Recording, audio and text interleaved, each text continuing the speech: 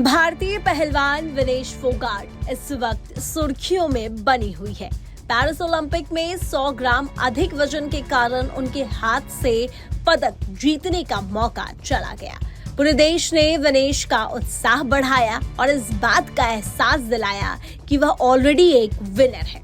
जैसे ही विनेश पेरिस से वापस आई, भारत में उनका जोरदार स्वागत हुआ। विनेश कुश्ती से संन्यास की घोषणा कर चुकी है।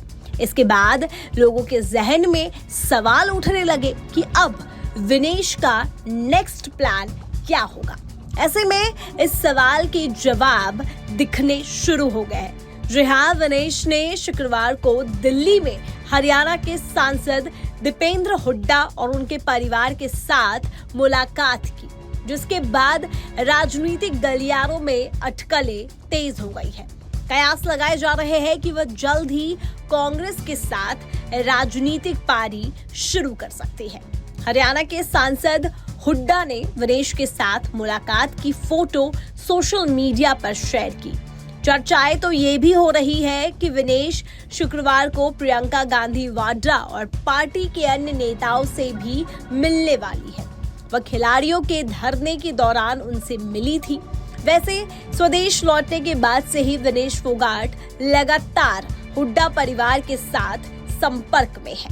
यह उनकी तीसरी मुलाकात थी। बताया जा रहा है कि इसके बाद प्रियंका गांधी से विनेश मुलाकात कर सकती है। पेरिस ओलंपिक में उम्दा प्रदर्शन के बाद प्रियंका ने सोशल मीडिया पर बधाई देकर विनेश से मिलने की इच्छा जताई थी। यह मुलाकात इसी संदर्भ में देखी जा रही है। हालांकि पिछले कुछ दिनों से विनेश ने कांग्रेस में शामिल होने और चुनाव लड़ने की चर्चाएं तेज है, लेकिन इस बारे में फिलहाल ना ही विनेश ना ही उनके परिवार की ओर से कोई प्रतिक्रियाएं सामने आई है। मुलाकात के बाद हुड्डा ने मीडिया से बातचीत की। उन्होंने विनेश के कांग्रेस में शामिल होने की बात को काल्पनिक बताया। उन्होंने कहा, एथलीट सिर्फ पार्टी के नहीं होते बल्कि पूरे देश के होते हैं। यदि कोई पार्टी में शामिल होता है तो इसका पता चल ही जाता है। जो भी पार्टी में आता है उनका हम स्वागत करते हैं।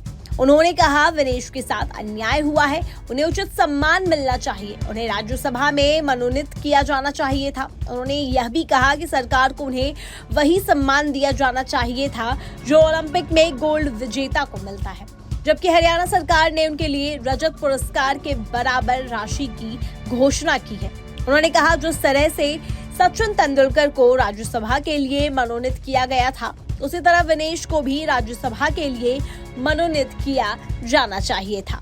उनके साथ अन्याय हुआ, न्याय अभी तक नहीं हुआ है। बहरहाल लगातार विनेश का कांग्रेस नेता के साथ मिलना जुलना कोई आम संकेत तो नहीं।